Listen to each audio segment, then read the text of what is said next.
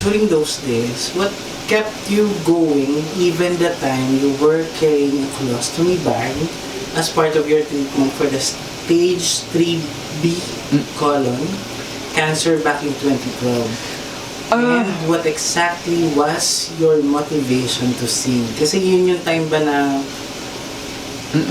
Paano ba siya? Yung, during 2012, when I first heard about it,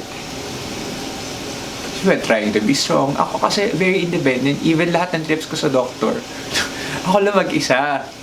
So, during the time that I discovered it, I have like parang extended family here in Manila. Palipad silang lahat papunta ng Canada. Nasa loob sila ng aeroplano. Tapos ako nag-iintay sa doktor.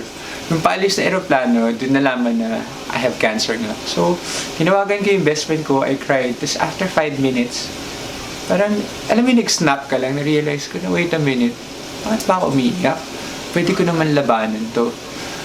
Siyempre, ang una-una kong naisip, yung mom ko. Because the previous year, my dad died, and then her mom died. And then, the dog that I gave her to make her happy also died. So, parang 3 deaths sa kanya. So, parang narealize ko, I have to be very strong for my mom. I know it's hard for parents to bury their kids. So, I kept that as a motivation. I said to myself that as much as possible, I'll try to function as normal as I could. So, nagtatrabaho pa ako nun. Minsan galing ospital, chemo, diretso ng Palawan dahil may event yung kumpanya ko. But that was also helping with finances. Ayun, it was really my mom. But, and then I realized, kailangan talaga natin lumaban eh. You know, whatever it is that's in front of us. We just really have to face it. The reality is, life is hard. It's never gonna be easy. It's always kung paano mo iti-take yung challenge. And then it's...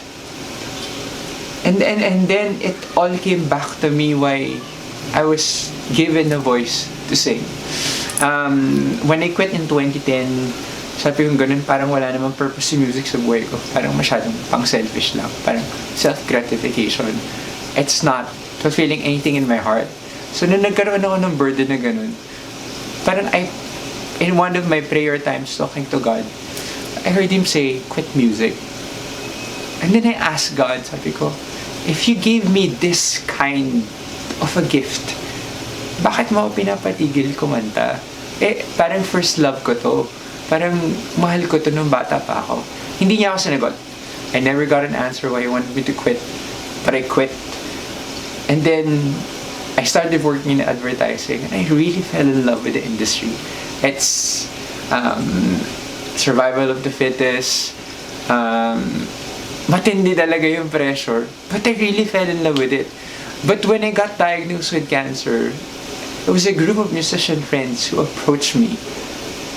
Sabi ni Yeng sa akin, Yeng Constantino, Kuya, sabi niya ganun, gawa kaming fundraiser para makatulong sa'yo. Sabi ko, siyempre medyo ma-pride ako nun. and I was kind of doing well that time. Sabi niya ganun, Kuya, hindi naman namin ito ginagawa para sa'yo. Ginagawa namin to kasi para sa amin, kasi kaibigan mo kami.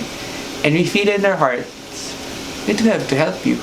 So parang na-stun ako, and then na-realize ko there's a good purpose for music, and with what the gesture that they did for me, I started to have this idea that pag gumaling ako, I can help people organize events, since that's what I've been doing in the industry. I can also contact bars and other musicians para maging free siya, para malaki makuha nung beneficiary. Sabi ko, I can also start speaking dun sa mga events just to encourage people. And then, so I started really doing that. And then I just realized again this time na I have to keep in mind that that's the objective that I need. Because for the longest time din, di ba nakwento ko sa inyo kanina, sobrang mahihain. Ayoko ng spotlight. Pag bumababa ako ng stage, ayoko nang kinakausap kasi parang feeling ko dapat normal lang ako na tao. But then I realized, this stage is a good platform for me para mas maraming tao yung ma-reach ko. That's why na-realize ko popularity is not a bad thing. I have a noble cause and advocacy, and popularity will help me spread my message to people na like me. Despite what I am encountering right now, I'm fighting for my dreams. I'm fighting for my life purpose. I'm singing again to open a platform for me so I can share my message that I'm stage 4 cancer warrior, but I'm fighting for my dreams. I'm still singing for you. So hopefully, it opens up a lot of doors to encourage people na maraming pinagdaraanan na maisip nila na hindi ko naman kailangan mag-stress over the battles that I'm facing right now. It's gonna be hard, but I have to face it. And if I face it really bravely and with a lot of faith and a lot of hard work, kaya mong mariting yung dreams mo. And right now, I just released a new single under Star Music, and I am very happy being managed by my new management, Cornerstone. Were there times that you wanted to give up on your life, and how did you manage to pick yourself up? Last week lang. Sorry. Last week was very emotional for me. Before kasi, parang minamani-mani ko lang siya eh. Parang, siguro I was younger, my body was stronger. Like what I said, I'm 40 already. I was 13 the first time I battled it, so maybe my body was stronger. But this time around, I could really feel the side effects of chemo taking a toll on my body. Merong mga araw na I feel lifeless. Na kahit nandito lang sa tabi ko yung telepono, just to move my hands would need a lot of energy to do that. Kaya minsan pag nasa chemo ko, wala na ako nasasagot. Sasabihan ko na lang yung bantay ko na, ate pag may tumawag, pakisabi na nasa ospital ako. Or if my family, they message me, or they message you, they just tell them that I'm okay. Regular, pag chemo, napapagod, natutulog, walang energy. So, parang mas dumadami yung araw na ganun, either after chemo. And then, I really broke down because I felt like things aren't getting easier for me, and there are people around that's not even helping it. I mean, sobrang kasing frustrated ako that I did a booking for, parang importante kasi sa akin na I spend short periods outside of the house because pwede ako magkasakit or nagluloko kasi yung tiyan ko. Pag nagloko yung tiyan ko, hindi na ako tigil mag-CR for hours. So that's how hard it is. Minsan, pag nagloko yung tiyan ko, 24 hours ako papabalik-balik sa toilet.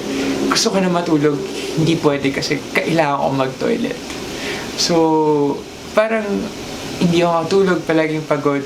Tapos meron mga external na tao na simple-simple na ng trabaho nyo sa buhay nyo. Like, make sure I get to book to get home. Make sure na hindi nila na-mess up yung schedule nila kasi meron kaming shows na tama yung ginagawa nila, dinideliver nila. Parang I was alone in my house and I felt like, ano ba to? Ganito na nga nararamdaman ko physically. Tapos yung mga external forces pa, waste of energy, and konting-konti na lang yung energy. So I really broke down that time. It was the time na nag-post ako sa Facebook, sa personal account ko. Sabi ko, Lord, if I evaluate my life, you know na there's really nothing much I need from this earth. I mean, from a small town, from a small town boy, nakabuild ako ng magandang reputation sa advertising industry. Hindi ko nga pinangarap na maging singer or songwriter. But I won 3 Awit Awards. First album, 5 nominations. I wrote a #1 song for Samagubat. I was part of the winning circle of a gospel songwriting competition the first time I tried. So, parang for me, the achievements that I have, more than enough na siya for me. Hindi na nga mag-ras ng utak ko. Paano ako nakarating dun other than God just loves me so much. And sabi ko sa kanya, if there's one thing that I really, really want right now, I just really want all the pain and all the hurt to stop. Because my body was already, but I feel like sometimes my body would already give up on me. And ayaw niya na lang lumaban, but I would always keep in mind, I'm fighting for my mom. And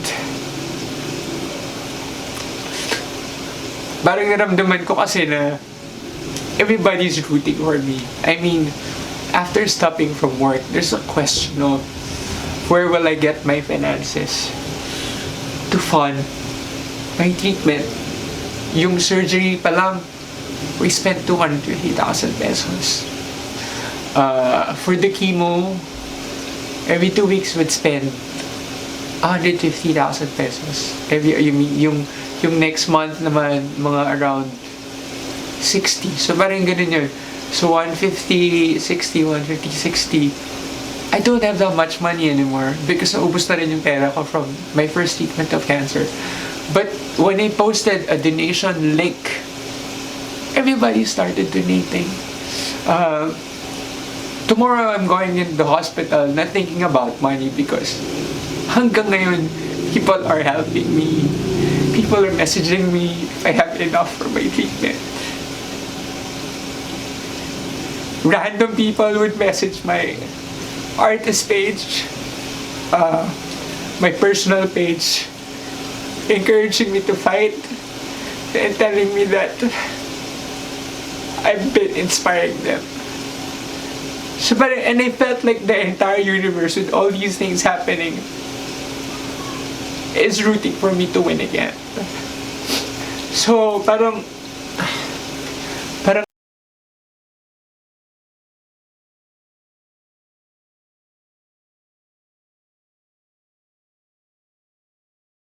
kahit na nahihirapan ako, isip ko rin, people invested so I could live.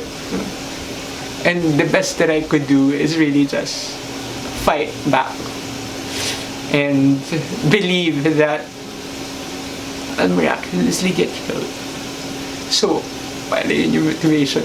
If you were to think of an adjective per song, please do so. So, magbibigay ako ng song, then bigay ka ng adjective. Sige. So, defenseless.